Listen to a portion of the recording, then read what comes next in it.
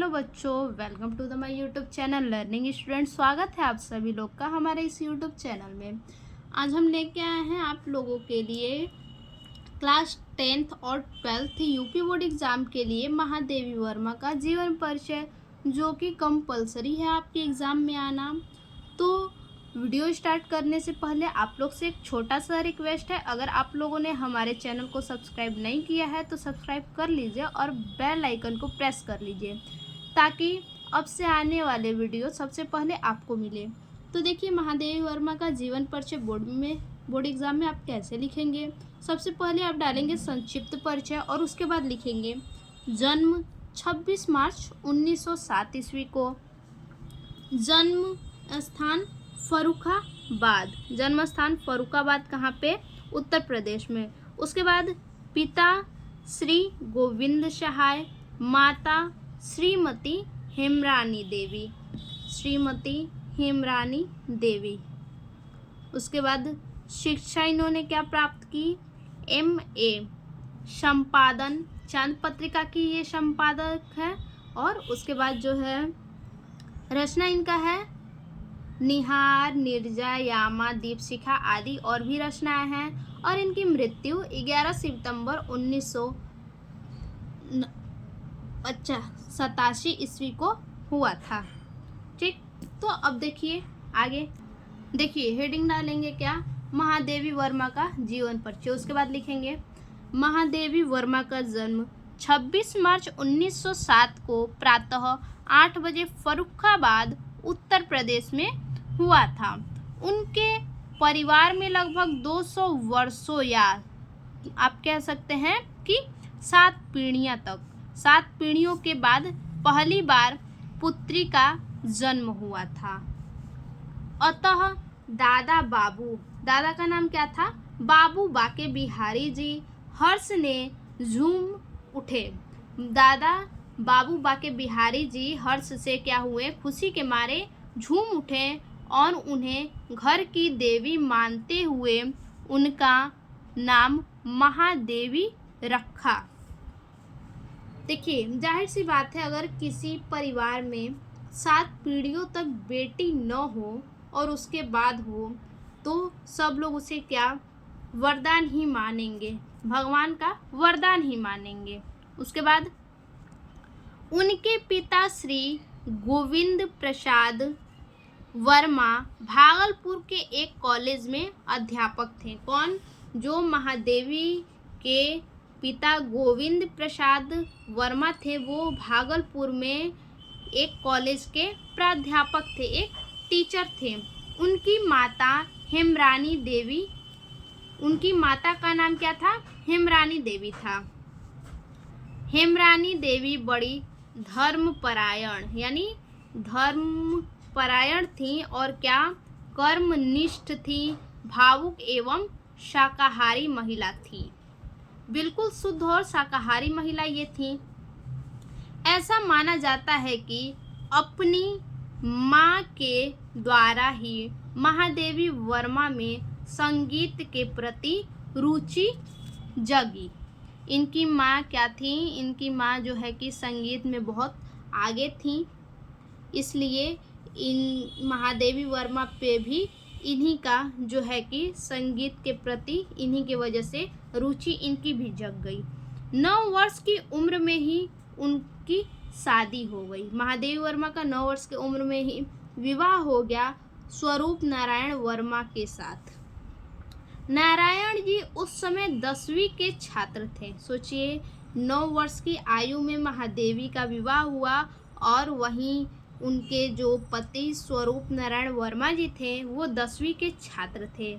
निराला जी से उनकी अत्यधिक निकटता थी। किसकी, महादेवी की। महादेवी की निराला जी से अत्यधिक निकटता थी। उनकी कलाइयों में महादेवी जी लगभग 40 वर्षों तक राखी बांधती रहीं।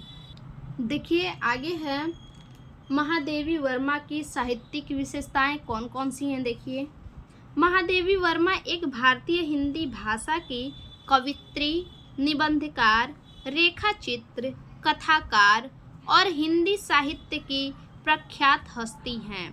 क्या है, महादेवी जी एक कवित्री भी हैं, निबंधकार हैं और रेखा चित्र कथाकार भी हैं और साथ ही साथ हिंदी साहित्य की प्रख्यात हस्ती भी हैं।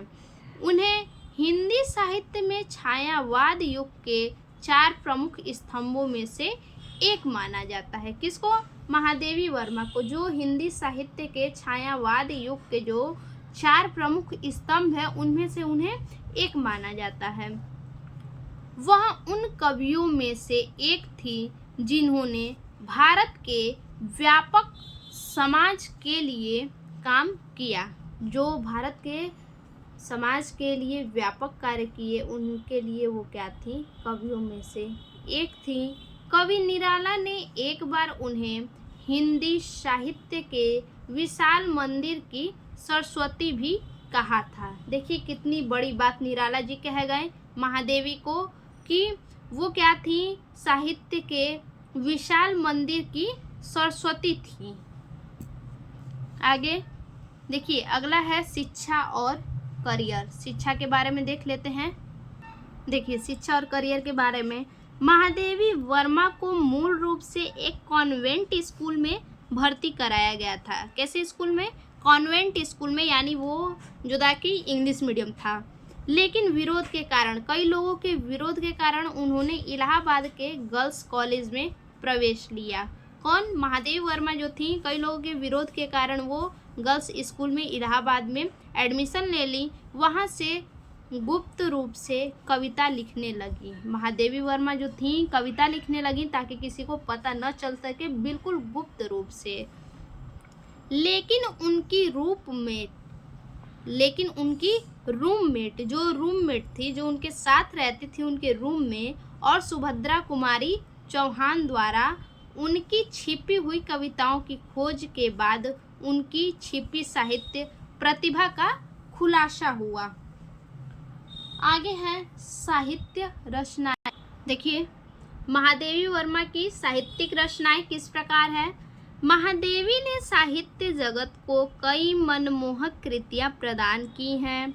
वर्मा एक कवि होने के साथ साथ, जो महादेवी वर्मा है वो एक कवि होने के साथ साथ क्या थी? एक प्रतिष्ठित गद्य लेखिका भी थी। उनकी प्रमुख रचनाएं इस प्रकार है। देखिए क्या क्या है। सबसे पहले काव्य संग्रह है। काव्य संग्रह में क्या क्या है? देखिए, निहार जो कि 1930 में इन्होंने लिखा था, रश्मि 1932 में, निर्जा 1933 में, संख्या गीत 1935 में, दीप शिखा 1942 में। ये सब इन्होंने संपादक किया था काव्य संग्रह का। अगला है गद्य और रेखा चित्र। कौन कौन से हैं? देखिए, अतीत के चलचित्र ये 1961 में, स्मृति की रेखाएं ये 1943 में। उसके बाद पाठ के साथी कब? 1956 में। मेरा परिवार 1972 में, स्कंधा 1956 में ये भी, और हिमालय जो है 1973 में। ये हमारा क्या है? गद्य और रेखा चित्र है। उसके बाद देखिए हमारा है बाल कविता। कौन कौन से बाल कविताएं हैं? बाल कविता 2 है। कौन कौन सा? ठाकुर जी भोले हैं, आज खरीदेंगे हम ज्वाला। ये हमारा हो गया। अब इसके बाद देखेंगे पुरस्कार और सम्मान, किस प्रकार से इन्हें पुरस्कार मिला। देखिए, महादेवी वर्मा के जीवंत रचनाओं और सामाजिक कार्यों के लिए उन्हें प्रशासनिक, अर्ध प्रशासनिक और व्यक्तिगत सभी संस्थाओं से विभिन्न पुरस्कार व सम्मान मिले। उनमें से कुछ प्रमुख पुरस्कार व सम्मान इस प्रकार से हैं। जो प्रमुख पुरस्कार और सम्मान है वो देखिए इस प्रकार से है। मंगला प्रसाद पारितोषिका एवं भारती पुरस्कार उन्हें 1943 ईस्वी में मिला। पद्म भूषण से उन्हें 1956 ईस्वी में पुरस्कारित किया गया। डिलीट की उपाधि से 1984 ईस्वी में पुरस्कारित किया गया। निर्जा के लिए शक्सेरिया पुरस्कार 1934 में सम्मानित किया गया। इस पुरस्कार से द्विवेदी पदक 1942 में। ये जो है कि उनकी प्रमुख पुरस्कार और सम्मान इस प्रकार से उन्होंने प्राप्त किया। उसके बाद लास्ट है क्या, निधन अब देख लेते हैं उनका। देखिए, महादेवी वर्मा जी ने अपना पूरा जीवन इलाहाबाद में बिताया और फिर 11 सितंबर 1987 ईस्वी को वे इस दुनिया की मोह माया को त्याग कर चल बसी। इन्होंने अपनी कविताओं में महिलाओं के प्रति चल रहे अत्याचार को ही नहीं बल्कि समाज के गरीब और जरूरतमंद तथा दलित लोगों के भाव को भी चित्रित किया है। देखिए क्या कहना चाह रही हैं कि इन्होंने अपनी कविताओं में, इनकी जो कविताएं हैं उसमें महिलाओं के लिए क्या चल रहे हैं, जो महिलाओं पे अत्याचार हो रहा है उसके लिए भी, और समाज में जो गरीबी है और उसके लिए जागरूकता और दलित लोगों के भाव को भी चित्रित किया है। तो ये है हमारा पूरी तरह से महादेवी वर्मा का जीवन परिचय। अगर ये वीडियो आपको अच्छा लगे तो प्लीज़ लाइक कीजिए, सब्सक्राइब कीजिए, कमेंट कीजिए और अपने आगे दोस्तों को भी शेयर कीजिए। तब तक के लिए धन्यवाद।